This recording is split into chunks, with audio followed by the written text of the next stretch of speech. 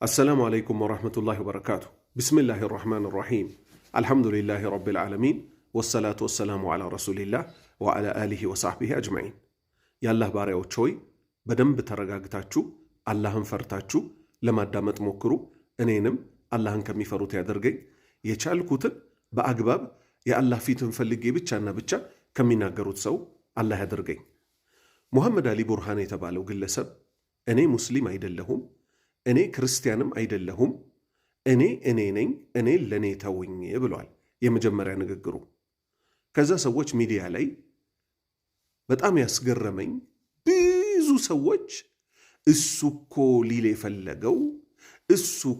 ሊል የፈለገው እያሉ አሽሞንሙነውለታል። ሱብሃንአላህ። እስቲ መቼ ነው ከስሜት ወጥተን ጥፋትን በጥፋትነቱ መታረም አለበት ምንለው? መቼ ነው? ምክንያቱም ጥፋት ካልታረመ ማለት ነው በጣም አደጋ ውስጥ ነው የምንወድቀው። የአላህ ቅጣት በእኛ ላይ ይወርዳል። ወደዚህ ንግግሩ እንምጣና ወደ ሁለተኛ ንግግሩ ደግሞ እንመጣለን። ስለ ሞቶ መቀስቀስ ወዳወራበት ማለት ነው። አሁን ራሱ አብራርቶታል ንግግሩን፣ እኛ አይደለንም እናብራራለት። ይበልጥ ሊያብራራው በሞከረ ቁጥር ደግሞ ይበልጥ ጥፋት ውስጥ ወድቋል ይህ ግለሰብ ማለት ነው። ምክንያቱም አንዳንድ ጊዜ ምን ይባላል? ከወደቁ በኋላ መፈራገጥ ለመላላጥ ነው ይባላል።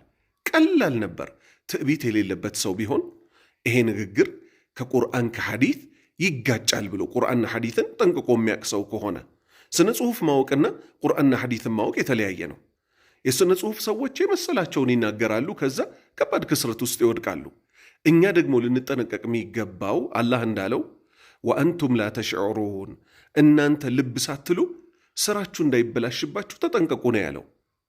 ፊት ለፊትማ ይሄ መጠጥ መጠጣት፣ ዝሙት መስራት፣ እነዚህ ፊት ለፊት የሚታዩ ስለሆኑ አጥፊው ሰው ራሱ ይጠነቀቃቸዋል። የሚያይም ሰው ይሄ ነገር ጥፋት መሆኑን ያውቃል። ልክ እንደዚህ ግን ሳያውቁት እስልምና ማጣት አለ፣ ሳያውቁት የልብ መታሸግ አለ። ይሄም መግቢያ ካደረግኩኝ እንዴት ካል የመጀመሪያ ንግግሩ ከየት እናነሳለን? ክርስቲያን አይደለሁም ካለበት እናንሳ። ምን ያገናኘዋል? ሙስሊም ነኝ ሲል የኖረ ሰው እኔ እኮ ክርስቲያንም አይደለሁም የሚለው ማን ክርስቲያና አለውና ነው መጀመሪያውኑ ክርስቲያን አይደለሁም የሚለው? ሀታ ከክርስትና ቢመጣ ራሱ ከክርስትና ሃይማኖት መጣሁ ቢል ራሱ አላህ ክርስቲያን አድርጎ አልፈጠረውም። እሱ ምንድን ነው የሚለው? እኔን ለእኔ ተውኝ ነው ያለው። እኔ እኮ ማለት እኔ እኮ እነዚህ እኔ የተረዳሁት ማለት ይሄ የሙስሊሞች መንገድ ሳይሆን የሸይጧን መንገድ ነው። ሸይጧን፣ ፊርዓውን፣ ቃሩን እና አቡጀህል እነዚህ ሁሉ እኔ አሉና ከመንገድ ወጡ። ላሐውለ ወላ ቁወተ ኢላ ቢላህ፣ ኃይልም ብልሃትም ጥበብም ከአላህ ውጭ ግን የለም ያለ ሰው ምን ይሆናል? የአላሁ ስብሓነሁ ወተዓላን የመመራት መንገድ ያገኛል። ነቢዩ ሰለላሁ ዐለይሂ ወሰለም እንዳሉት ምን አሉ? ሁሉም የአደም ልጅ በተፈጥሮ ሃይማኖት ላይ ተወለደ አሉ። በምን? በእስልምና ላይ። ስለዚህ ከክርስትና ሃይማኖት ራሱ ቢመጣ እኔ ክርስቲያን አይደለሁም አይልም። ስለዚህ የክርስቲያኖቹን ጨረስን። ወደ ማን እንምጣ? እኔ ሙስሊም አይደለሁም ወዳለው ንግግር እንምጣ። ከዛ በኋላ ሰዎች ማብራሪያ ሊገጥሙለት ሞከሩ። እሱም ማብራሪያ ሊያደርግ ሞከረ። እኔ ልል የፈለግኩት አለና ሱብሃነላህ፣ አሁንም እኔ የምትለው ቃል ገደል ከተተችው። አሁን የምናየው አብዛኛው ሙስሊምና አብዛኛው ክርስቲያን በዘልማድ በባህል ከቤተሰቡ እምነቱን የወረሰ ነው አለ። ኢና ሊላሂ ወኢና ኢለይሂ ራጂዑን።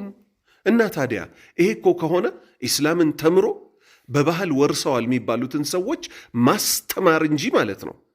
እኔ ብቻ እንጂ ያው በቀጥታ ባይናገረውም እኔ ለእኔ ተውኝ ራሴ ልፈልግበት ሲል ይሄ ሁሉ አብዛኛው ሙስሊም በምን ላይ የተጓዘ ነው አለ?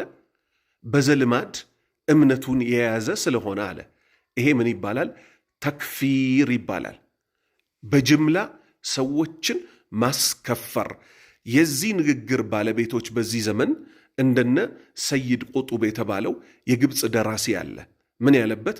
ኢርተደቲል በሸርያ፣ የሰው ልጆች በጠቅላላ ከእስልምና ወጥተዋል። አዛን የሚሉት ሰዎች ራሱ የላ ኢላሃ ኢለላህን ትርጉም አልተረዱትም ብሎ ጅምላ ጭፍጨፋ እንደሚባለው ሰዎችን ከእስልምና አስወጥቷል። ይሄም ግለሰብ እኔን ለእኔ ተውኝ፣ ሙስሊሞች የሚባሉት በዚህ ዘመን ያሉት ብዙ ስህተት እየሰሩ ስለሆነ እኔ እነሱን መንገድ አልከተልም፣ እኔ ጌታዬም በእውቀት እየፈለግኩ ነው አለ። እውቀት እየፈለግኩ ነው እንጂ የሚባለው ጌታን እየፈለግኩ ነው አይባልም። ምክንያቱም ነቢዩ ሰለላሁ ዐለይሂ ወሰለምን አላህ ልኮ ራሱን አስተዋውቆናል። አዲስ ምንፈልገው ነገር የለም። ቁጭ ብሎ ቁርአንን፣ ሐዲትን፣ የሶሃባዎችን አረዳድ መማር ብቻና ብቻ ነው የሚጠበቅብን። ሙሐመድ አሊ ቡርሃን እንደሚታወቀው የእውቀት ፈላጊ አይደለም።